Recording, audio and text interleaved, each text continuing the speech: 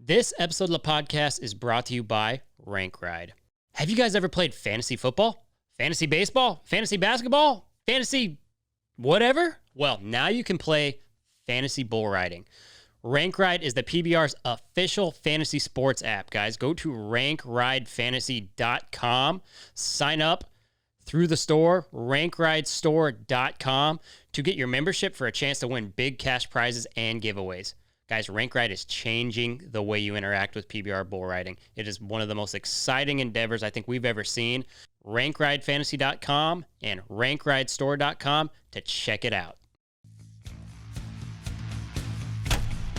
This is The Gauge with host Chance Conradu. Are you freaking serious? It's Conrado. This is The Gauge, and I am Chance Conrado. On this episode of the podcast, we have got JJ Hampton. JJ is a 17-time WPRA champion. She is a real estate tycoon at this point in the Stephenville area. She is a very interesting, fun, outspoken person, as I'm sure a lot of people know. We had some fun having her stop by for a quick little episode, and check it out. So how many rodeos have you been to so far? 2020. Was it just the 4 you were telling me about earlier? Oh, no, we rodeo every weekend. There might have been, the 3 weeks, 4 weeks that we didn't go anywhere. Right. And actually, my son, Kason, he had some rodeos during that time. Junior rodeos? Yeah, they bowed up and had junior rodeos. So no kidding. Yeah. Well, that's good to know. Yeah, it was pretty cool. He kept us busy and going during the slow times so we didn't go crazy. Right. I mean, so I got a couple buddies who are in real estate, and that's one of the things I was really interested in hearing about from you. Is how crazy are you with the real estate right now with the way the market is? I mean, it seems to be way up. Yeah, I'm really busy in Stephenville. It's a good place. I sell a lot of farm and ranch properties, and it's just an awesome environment and a town that people want to move to. Our prices don't go up astronomically or at a big rate. They just gradually go up so people don't get in binds when they buy property in Stephenville. I have a great staff, 2 licensed assistants who work for me. Carissa Chambers and Stephanie Chisholm, and they keep the ball rolling while I'm out rodeoing. I can do a lot of the work from any truck as long as I have an iPad or computer, so I'm good there. But the market's crazy, and we have been so busy and so blessed to be able to do that. So do you only do it in Stephenville area? I try to stay within an hour, but if I have somebody that wants me to really go help them, then I'll drive and do it. But I'm so busy there, it's hard for me to leave and go somewhere else. Yeah. Yeah. Everybody's lucky who moves to Stephenville. I wish I could live there. I live in the Keller-Haslett area, so you got to add like a multiplier of 4 to whatever the property value is in that place. Oh, yeah. Like you can't crazy. buy a house in town for what you can probably buy a house in 10 acres for in Stephenville. No, not even close. Barely. You know, your property tax is more than the mortgage in Stephenville. Oh. Yeah, it's rough over there, right. Especially on horse property and things like that. But sure. It's interesting because with kind of the explosion of Breakaway, and if 2020 wouldn't have panned out the way that it did, I think it'd be even bigger. But with the inclusion of Breakaway in the American, WCRA, now the pro rodeos, I mean, you're one of the most notable Breakaway ropers out there. You got 17 World Championships under your belt. Yes, I've been Breakaway open a long time, so it's very good to see the fruits of our labor, the people before us's labor, and to be able to set a pattern or precedent for the girls behind us so that they have a good opportunity to rope as well. It's very exciting times for us, and I'm 49 years old. I'm one of the oldest ones out there. Lady guy's 10 days older than me, so she's older. You had to get that one in? Oh, you got to. But I have a few friends that are older than that too that rodeo, and so it's a blessing that I can still do it and still compete at a high level while this is happening, because I'm enjoying it. Right. Well, I mean, anytime something comes in and grows the sport, especially something, I mean, you would have think they could have added breakaway roping a long time ago. I mean, it's such a simple thing to include, but, you know, for whatever reason, there was just a long pause on doing that. Yeah, I don't know what the reasoning before that, was. It was getting to where we had 80, maybe 100 ropers at a lot of rodeos here in Texas. I mean, the rodeos in Texas have been good for a long time. But, all of a sudden, I think people saw the value, the dollar, and all the women doing it, and the platform just opened up for it. I guess I think it's money driven, but I'm sure glad they did it. Well, I mean, absolutely. It opens up a lot of opportunities from some real well-known gals like yourself, Larry D. Guy, Jackie. I mean, it's fun to have another outlet for women other than barrel racing. Yeah, and I think people are excited. They love barrel racing, but they also like to see another event that women do. It adds another element of excitement to the rodeo that they didn't have, and they all seem to really respond well to it. I think so. Yeah. I mean, anything that's in addition is great. But, I mean, when did you get your start? I mean, if you've got 17 WPRA championships, I mean, you've been going for quite a while. When did you get your start and all that? Well, I started, my dad, Johnny Wayne Hampton, roped professionally, and his friends were Bill and Roy Duval, and I was 4 years old. And my sister rode. She run barrels, and she was headed to a little rodeo in Granbury, Texas. And I kept bugging my dad, let me enter. And I said, if you'll just let me enter, I'll beat the piss out of him. He let me enter. I didn't beat the piss out of him, but that started my career. Did not. Yeah, Did not. That's how most of those stories go, right? Yeah, that's all right, though. I mean, I conned them into it, and they let me try it, and that was it. I've been a competitor for a long time. I love to compete. I love to go, and that just started it for me. Right. Yeah. So you started when... Because I don't know a whole lot about your early career. What was it that kept you kind of, when you went that first time, going so many times? Does anybody have more than 17? Yeah, Jackie has a few more than me now, and Wanda Bush has some. But when I graduated from college, which was 1993, my goal was to be a lawyer. So I sold my horses, my truck, my trailer, and only applied to UT and to go to law school, and I didn't get in. I usually do really well on tests, and I sucked and failed that test, and I didn't get in law school. And so I got another horse, and I started rodeoing again. And 17 titles later, God has a plan. So I told her, just because one door closes for you, it doesn't mean the right one's not going to open. So that's what happened to me, and I started rodeoing in 2000, or it was 1994. It was before that, but Marty Yates is his dad, Big Marty Yates, what we call him. He talked me into tying down. He was going to teach me how to tie down calves. And I got out there at the house and roped one and tied them down. And, I mean, it about killed me. To tie down roping's a lot harder than you think it is when you go. Oh, I mean, when you start, I remember being 13 years old, starting to tie down rope. And I played football, did all that stuff. It's a different kind of thing. Yes, remember. And I grew up in Colorado. The weather's not bad. Yeah, it's hot. At that time, I weighed probably 200 pounds, 220.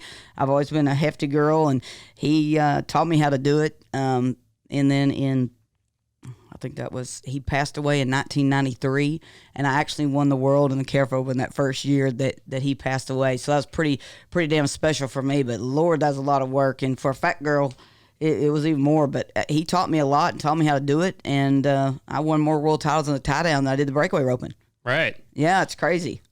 But you don't tie down anymore, right? No, I mean, people say something about me, what I got to prove doing it. It's just not something I care to do. Well, I mean, and all the eyes are on breakaway now, so it wouldn't really make sense to take away from breakaway roping to tie down probably for you at this point. Well, no, and usually when they end, there might be 12, maybe 20 at the most at some of them jackpots, so you don't win that much, and I'm good with it. I did my thing. I enjoyed it while I could. I'm really thankful for Marty teaching me, but I'm good. Right. I mean, that makes a lot of sense. I did want to go back about the law school thing. What was it that, were you just so dead set on going to that one school that you really didn't want to try others, or? Yeah, I didn't really want to go anywhere else. I wanted to be, I think, I have a real close, tight-knit family, and we all live out there on the S-curves in Stephenville, and I just wanted to go to that one school. I thought I'm kind of a bulldog in whatever I do, and I would have been good at being a lawyer because I wouldn't have put up with crap, and there's a lot of fight in me, but that's the only school I applied to because I didn't want to go anywhere else. And when I did bad on that LSAT test, I didn't go, but I'm sure glad I didn't get in. I mean, no kidding. I mean, you think if you would have got in that you probably wouldn't have rodeoed at all? I mean, you probably wouldn't have had time. No, I would have been studying and doing all that stuff and not been able to rodeo. I wouldn't have rodeoed. I sold everything and went down there, and I mean, my life would have been totally different. So I'm just forever thankful that I did not get in. Right. No, I mean, absolutely. It's interesting because for you to, I mean, it takes certain people who can just drop one thing and immediately just say, forget that, I'm going to move on to something else. Most people get really fixated and get hung up on sticking with something like that. I mean, you did that with rodeo, but to give up on, I mean, it's just interesting because there's probably no way you could have thought that Breakaway was going to pan out the way it did. You just kind of threw caution to the wind and went for it, it sounds like. So Yeah, I mean, we used to rodeo and we'd be happy if there was 9 entered because it paid the most. So, I mean, we'd go to Louisiana for rodeos every weekend, me and Jamie Markham, and we went a lot. I mean, I've always gone and rodeo. It didn't pay as good. Of course, it didn't cost as much then either. Now it costs a lot to do anything. So, yeah. It's amazing how it's grown in all this time, and that I took a couple of years off in between there, but then I got back at it, and here we are again. Right. Yeah, I mean, isn't it crazy what a good breakaway horse costs nowadays? Yeah, I'm helping some girls buy some, and it's crazy. You can 40, 50,000 for a breakaway horse. I mean, breakaway horse. 10 years ago, your breakaway horse was your horse for something else. Yeah, everybody, if they're tied in horse don't work out, to turn around and trying to sell them to a breakaway roper. But I mean, there's a need for them, and now you can actually pay for them. I mean, as much as we go to jackpots, I think there was a 3 months at the end of the year, and I won like 75,000 at jackpots. I mean, alone, it's crazy to think that we can make that much money. You can actually make money breakaway roping. Yeah. I mean, heck, there's a lot of people would be like, I can't make a dime rodeoing, period. I'm in 3 events, but so yeah. I mean, it's for the right people. You definitely can, but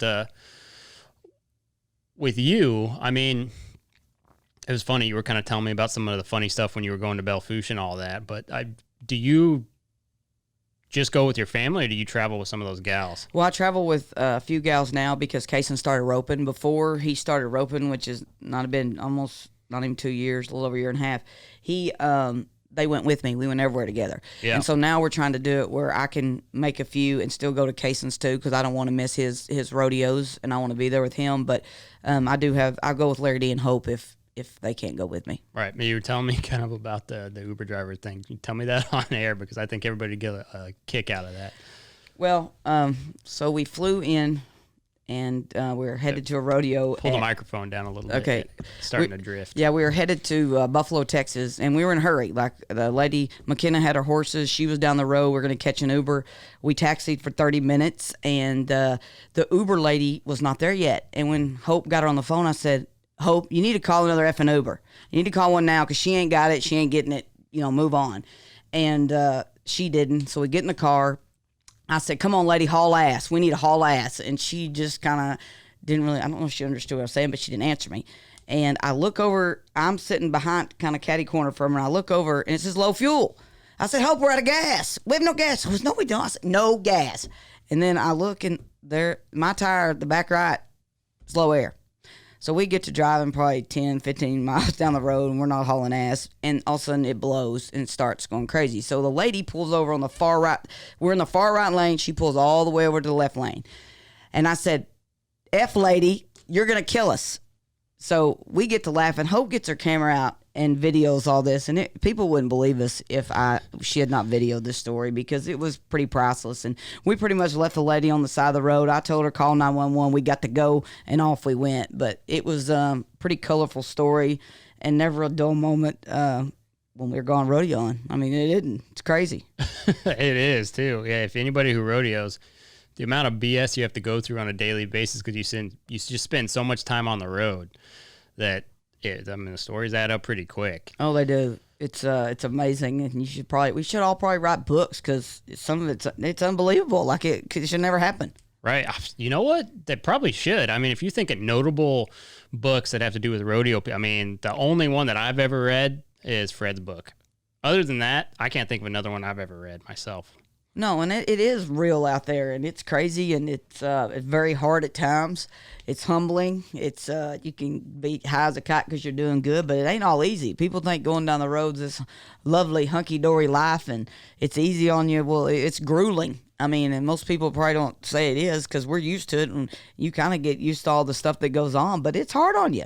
I mean, the miles in the truck, like I'm getting old. My knee starts hurting now when I ride in the truck for too long, and it sucks because you get out and you're stiff, and but you just find a way to suck it up, because we all love to rope. We love to compete. Right. I mean, it's funny because I think that's the thing what really drives people, because I know myself, I hate driving. I hate going in the pickup for 12 hours, 14 hours, and doing that 6 times in a week. I mean, it'll kill you. If your heart's not all the way in it, then you shouldn't be doing it. Oh, no, So- you shouldn't. And I pay extra. I mean, when we go on those trips, we had a driver that went both places with us, so we didn't have to drive that much. But I pay extra if I have to because I don't drive at all. Right. Ricky spoils me and drives. So, and usually I'm on the phone selling real estate, so I'm occupied, and they don't want me behind the wheel because I've got stuff to do. But I don't drive. I might back a rig out of a parking lot or turn out of the parking lot of the arena, and I'm like, I'm done. That's it for me.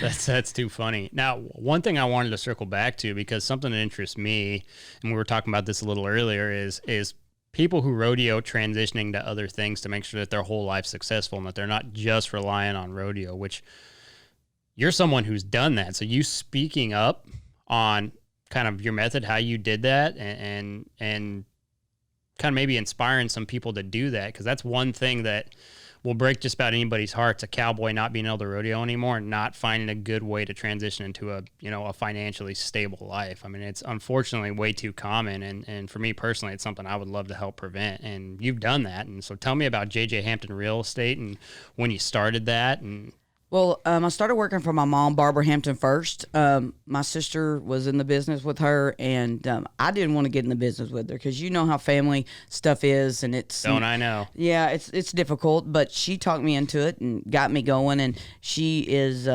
very honest, very good at what she does, and she taught me how to be successful at it. And if you want to hustle and work hard and you can talk to people, then real estate's for you. I'm a paper pusher, and it just fit my personality, being able to go and show people and do all this. And I learned a lot from her to be successful in real estate. And it's not easy. It takes a while to build up your business. If you think you're going to be successful overnight, you're wrong. It's just like rodeo. I mean, you got to put the time in, and I put the time in. And then it's been about 3 years ago, I opened my own business, JJ Hampton Realty, and it's going really well for us. We manage properties. Ricky handles all the repairs for us and make sure that gets done. It's a family business, and my 2 assistants. I have a couple agents under me that have started selling and helping me make money, but it's mainly me at the office that sells and stuff. Wait, so how long were you with your family then, doing it? 17 years. Oh, you did it with them for 17 years. Mm-hmm. Oh, what made you break away from them? More family stuff. It was time. Sometimes you got to know you got to spread your wings and fly, and it was time for me to do that. I had been kind of putting it off, and but you know, my mom, she's older, but she didn't want to give up her business, and I can't blame her for that because she still does well at it. But I wanted to spread my wings, see if I could fly. It was time. Right. No, I get it. And I mean, obviously, I think real estate's probably the highest turnover job out there, isn't it? I mean, more people flop on real estate than they do anything else. Yeah, because you're working 30 to 45 days down the road. You don't have a steady paycheck, and if you don't get off your butt and go sell something, you're not going to make any money. So you have to be very motivated, driven, to be able to function in real estate. Right. Well, I mean, what better parallel than with rodeo, right? Oh, exactly. I mean, it's the same thing. Yeah, well, it's kind of, if I go to rodeo and I don't do good or something happens, then I get in the car and I sell a house. I sell a place. And people, my traveling partners usually laugh at me because at 11 o'clock at night, I'll be negotiating contracts or whatever it is. But that's kind of how I handle it. And if I don't do good at that, by God, I'm selling a house. Right. So you kind of get that little dopamine kick off something else when you fail. Oh, yeah, exactly. You think that's what keeps you feeling a lot more positive towards rodeo? I mean, because if you're only rodeoing and shit goes bad day after day, week after week, I mean, it gets real tough to keep going. Well, I do use that just to get my mind off it, but I'm pretty good at forgetting my run. I'm kind of I'll say a blaster, but I do the same thing every time, and I take chances when I rope. I have for a long time, and I don't worry about it. If I miss, I'm ready to get in the box, kick ass the next time, and that's how I do it. I've always been that way, and I mean, every once in a while I'll get down, yes, but most of the time I just let it go. I mean, you aren't going to help yourself by beating yourself up or being mean about it. I get more driven, like I'm going to kick ass next time, and that's how I handle getting, missing or not winning. Right. Yeah. I mean, it makes a lot of sense. It's interesting when you hear kind of people talk about how they got their starts, how they did certain things, transitions into business. I mean, if you're looking at young people, because I think that's one responsibility that anybody who's been going at it for a long time kind of has, is to motivate and mentor young people. I mean, how do you, using what you've because you kind of give the Cliff Notes version, but I mean, you just said you were in real estate for 17 years. You've been rodeoing for way more than that. And so you've seen the highs, the lows, you've seen the growth of your particular event. I mean, for you, because I got to just think that you probably get your door beat down more with people wanting advice on how to do things and coaching and things than you do probably selling houses even. Well, I do help a lot of kids. Usually at least one, maybe two a night come over to rope. I don't break down the basics of roping with them. I do help them, but I am a motivator. I'm very positive. When kids come over my house, they leave thinking they can rope or knowing they can rope because that's what I teach them. It's a lot. I mean, our attitude is everything, and if you don't believe in yourself, I tell them who the hell's gonna. So you got to believe, and we practice at my house to be positive. We don't break the barrier. We don't do negative things at my house, even if it happens, because that's not what we're here for. I try to spin a positive light on people when they're roping, because usually they come over for a reason. They're having hell. They're not doing good. And so I try to turn that around for them and show them a good way, a good perspective, and give them some tips that help them do better. But most of the time when people leave my house, they're catching, and they got a smile on their face. And that's what I get them over there for. Right. No, that makes a lot of sense. It's funny because it's real easy to quit at rodeo. I mean, I did it. I'll own that. I was like, forget this. I'm going to go see if I can find a way to not starve to death. Right. But, because, I mean, that's how it is for a lot of people. But when you're talking about kind of inspiring the youth, especially in a growing event like Breakaway, I mean, what do you think is the most important piece of it? I mean, let's say you're a gal and maybe you don't have the finances to get a good horse. Maybe you don't have the connections to get somebody to loan you a horse. Maybe you don't have the connections to find hauling partners. I mean, how do you think somebody gets their start? Because I think that's probably the most daunting task. And it's not just Breakaway, right? I mean, it's anything in rodeo. But, I mean, how do you help someone in that situation? Because that's a little different. Well, I tell people if there's a will, there's a way. And if you want somebody, you can get it. But at some point, you got to have some help. Somebody you got to run into the right person. You got to pay attention to doors being open. And you got to put yourself around positive people. And at that point, if you don't have a horse, you don't have nothing but a will, you got to pray. Because you're going to need some divine intervention here to get this going. Because we know it's not easy. Absolutely. I know. I just tell you got to meet people. And it's hard to... I mean, I just think you got to be lucky, too. I know it's hard to teach somebody that, but if they want it, then I'll help them try to find a horse or do whatever they need to get going. But that's a tough question you're just asking me right there. Yeah, it is. It's hard to tell somebody where to get started. And, I mean, you just got to meet people until you find somebody who can help you, because if you don't have help, I was lucky. My family helped me. Even when we went dead, we went broke in the dairy business, and I didn't know it. But my family found a way that we got to go rodeo and pay entry fees and ride whatever horses we had to make it work. Right. That's interesting. So, I mean, so your family had a dairy, and did they lose the whole dairy? Is that what happened? No, I was in 5th grade, so it was a long time ago, and we did the buy-it program, because anybody knows, if you know the agricultural business, it's up and down and up and down, and my family just had enough. And my mom never let us know that we were that poor, because we got to rodeo. She figured out a way to make it happen for us. She sold insurance, and then she got in the real estate business. And when she got in the real estate business, that's when we got back to doing good. I had my grandparents were really good to us and helped us. My pawpaw was an amazing man, and my Mimi.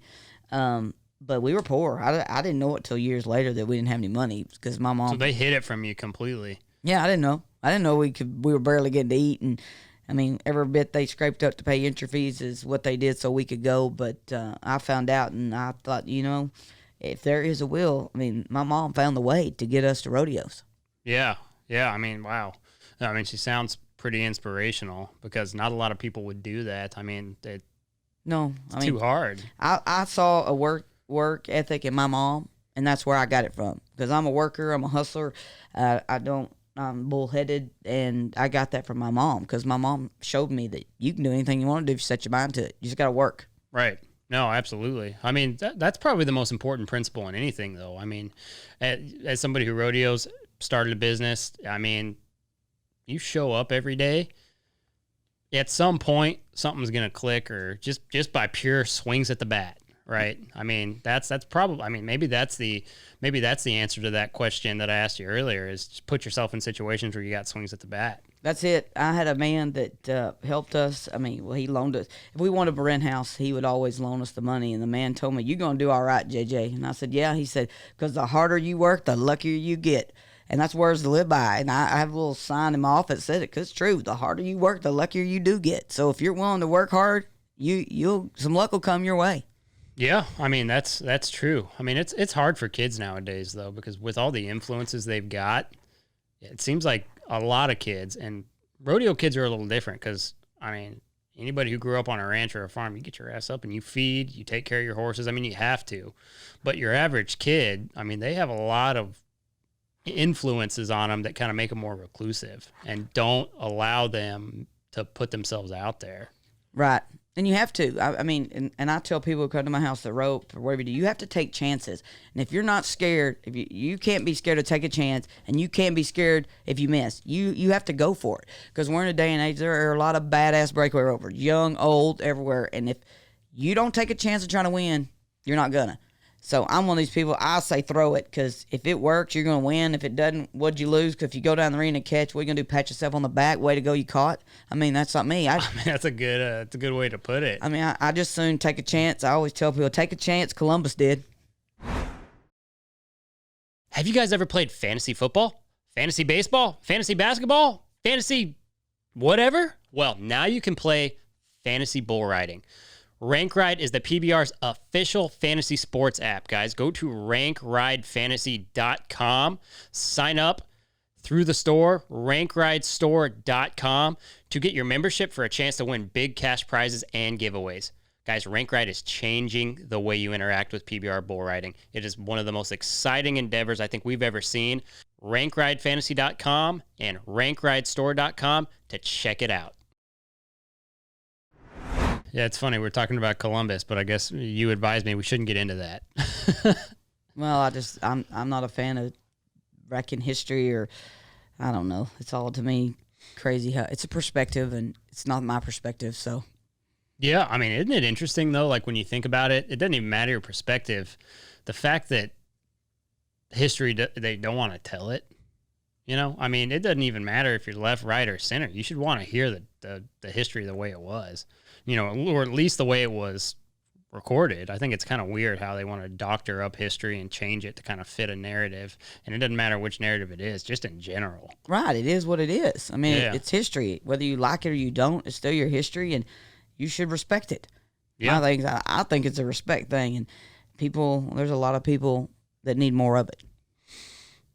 You know, it's funny because I always talk about growing up on ranches or horse farms or what have you, and it kind of creates a different kind of person to where you got to respect it. Just you're kind of raising a yes sir, yes ma'am culture that, you know, a lot of people around the country really, they just aren't teaching their kids that. And it's one of those interesting things that's kind of transcended modern time, is that the farm and ranch community, they raise their kids the same way that they did 40 years ago. Sure.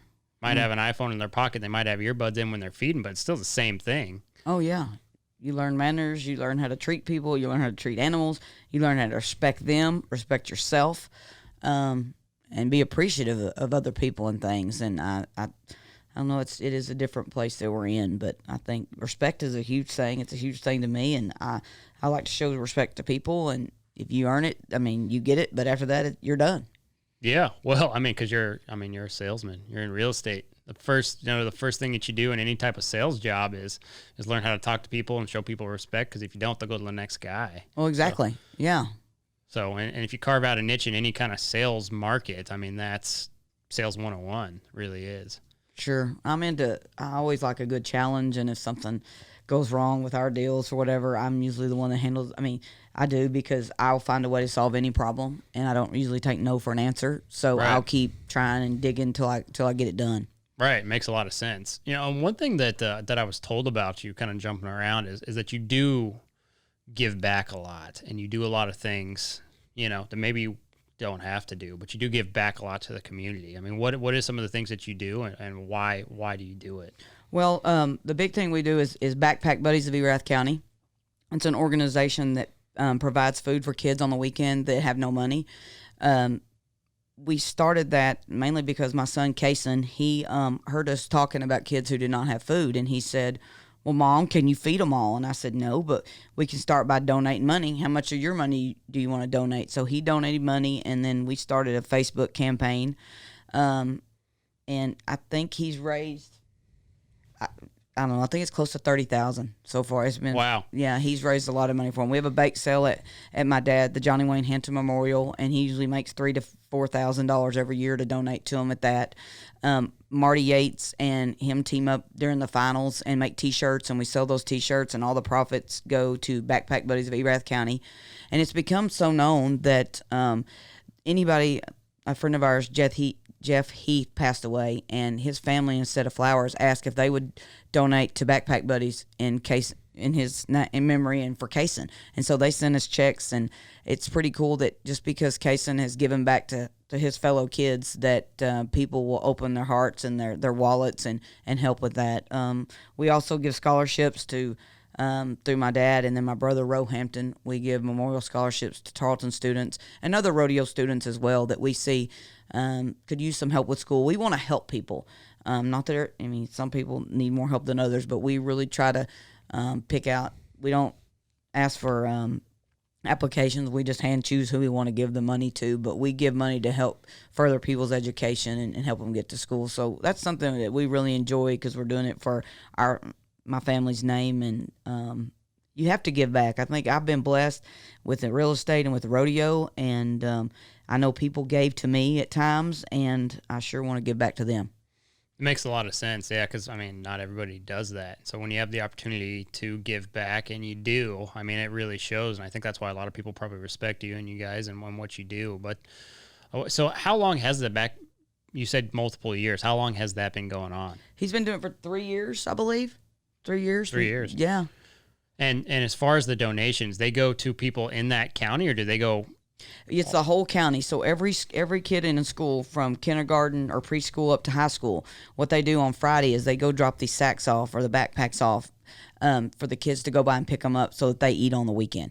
So $5 feeds a kid for the weekend. So Kason has fed a lot of kids through his efforts. And to say that I'm proud of him is probably an understatement, but the best thing is when we have the rope and he'll get up and talk and get on the mic and talk in front of everybody. And he did a Albert Einstein quote that Ricky and I never heard him say. Like, I think everybody at the rope's mouth dropped because we were like, he can articulate. He does not mind getting up and talking to people.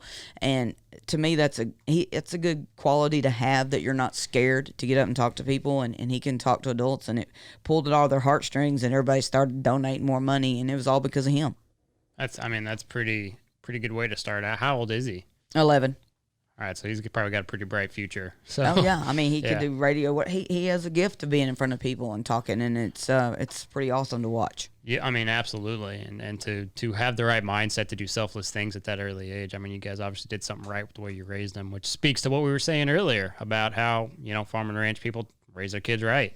Well, yeah, and you need to help others. If somebody needs help, then you pull over and help them, because that's what you would want done to you. That's kind of how we are, I think, as people who grew up on ranches and horses, and it's important to take the time to give to people. I think so, yeah, and it's so rare now almost, it seems like. Maybe it's not, right? Maybe more people do it than you think, but it's portrayed as being a rarity. Yeah, it is. I think it depends on where you're at, but it's always nice to help people, even if it's something small. But it's good. I think I like to be helped. It's a cool thing, but also in turn, I really enjoy helping other people when they need it. Right. Absolutely, and it's probably the most important thing in life is how you treat people, and so it seems like you guys have a good grasp on that with you're raising your kid and what have you. But back to Breakaway, I gotta wonder with it getting so exciting. How shocked were you at the way that the year turned out with it? Because I know I've told people, and probably like 20 times on podcasts, like I would not have thought 2020 would have went this way, like in January right after Vegas. Yeah, it's I don't know. It's very strange, and a time that you're very appreciative of the rodeos that they have for you, the events that put them on. But I'm telling you, here in the next month, we're having Breakaway open after Breakaway open. Like, we're gonna have to pick and choose where we go. It's crazy what now they're doing and having them. So, it is a strange year, and you're going to less. It just, I don't, I try to keep focused on rodeoing and roping and doing what we do, and I haven't changed much about me because that's what I do. I know this is out there, and I want people to be safe, but life goes on, and we got to keep living. Yeah, I mean, before there's not much left to live for. I mean, it gets pretty scary, especially if you own a business. March through May. I mean, it was a scary time. So lots of people lost theirs. So it's sad. I hope they can get it back. Me too. Business closing down, or because you're ordered to shut your doors, and now they're shutting them for good. And that was, their family's life. Lifeline, and they've owned them forever. And it's a sad time that we can't, as people, go and help them with money by supporting them and going to their business because they have to close. Yeah, no, exactly. It's like you can't even help them with, commerce. You can't even do it. Exactly. So, well, I know you guys got a rope tonight, so we better let you get on. But I think it's pretty interesting to have people like you come on the show, kind of talk about your beginning, because everybody has that kind of a unique thing about them. For you, it's you've been Breakaway roping for a long time. You started a super successful business. Everybody in the Stephenville area knows you. Everybody knows you for your breakaway roping, and you're starting to get known for helping people and doing things like that. And I think that's probably the biggest thing about you guys that I think is important. It doesn't matter how good your rope or how successful your business is if you're only self-serving. Who cares, right? No, you got to be there for others. But I got a funny story I want to share with you because it's good. So I was about maybe 5-6 years old, and we had gone to a rodeo. And a rodeo friend of ours, his dad, my sister had actually done good at the rodeo, and I sucked. So I did bad. So my mom was trying to be nice and say, okay, well, if the girls win any prizes, would you pick them up? And I cocked my hat on the back of my head, and I said, "La do it. If I win any ribbons, you can take them and wipe your ass with them because I don't want them." My mom picked me up by my ear and carried me to the truck. But to that day, that man says, "JJ, you want any ribbons lately?" And he has been my friend to the end. But I grew up with my granddad feeding cows, and I've always had a colorful mouth. And some of the things that I've done is quite entertaining. But that was probably one of the best stories that I could see you doing some entertaining stuff with the way your personality works. Oh my gosh, yeah. So my mom wanted to kill me for that, though. She took me to, I was like, what? She goes, "You don't talk to people like that." But anyways, I didn't want no damn ribbon. Yeah, who wants a ribbon, especially when you can win money? Oh yeah, I didn't want a ribbon. Do they even give ribbons anymore at the junior rodeos? Probably little britches, right? I would have to laugh if they gave ribbons again, but I haven't seen any. I don't know. I don't know either. Maybe like a gymkhana or some of those 4-H rodeos they do. They probably give ribbons. Yeah, they didn't want people to tell them to wipe their ass with them, probably. Probably wouldn't feel that good. Yeah, probably not. Oh. Yeah, I don't think that'd be a Charmin commercial. No. Yeah. Maybe I should. I could pull it off probably. Wait, the ribbon wiping? No, I'm not doing it. I'm just saying the Charmin commercial. I might could do that, but yeah, it's all good. I don't know about you, but I don't watch a lot of TV, but when I do see those Charmin commercials, they make me uncomfortable for some reason. Yeah, they're a little weird. They're real weird. They get too excited about talking about doing business with toilet paper. Yeah. I guess if that's what you're into. Yeah, they got to sell it to somebody. They do. I guess you don't have to talk about houses like that, though, huh? No, I do not. Yeah. But if you did, you probably wouldn't own a real estate company. No, I would not. Or maybe a plumber. Maybe. I don't think you'd be a good plumber. Yeah, I don't think so either. It would be bad. My business suits me, so I'll just stick with it for now. I think it does suit you. I think you're right. Well, I wish you all the best, and I think you got some fun stuff going on. And don't know your kid, but he sounds pretty interesting, and I sure hope him the best too. Oh, well, thank you very much. Yes, he's ma'am. pretty cool. Absolutely. This has been The Gauge, hosted by me, Chance Conrado, produced and edited by our guy Ty Yeager. Shout out to the executive producers Dustin Pointer and Cody Denton. Marketing and content by Cassie Emerson. Our theme song is by Shay Ashshire and the Night Howlers. Make sure to rate and review this podcast, as well as follow The Gauge on Twitter, Instagram, and Facebook. And make sure to subscribe to The Gauge wherever you get your podcasts. We'll see you guys next time.